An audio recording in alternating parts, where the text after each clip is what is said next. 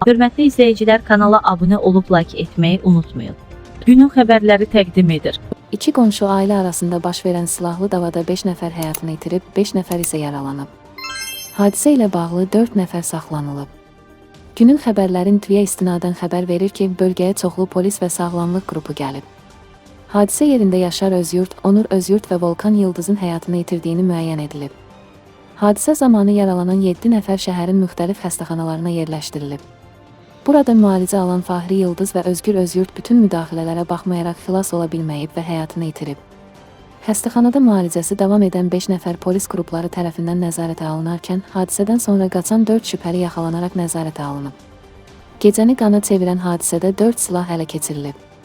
Faktla bağlı araşdırmalar davam edir.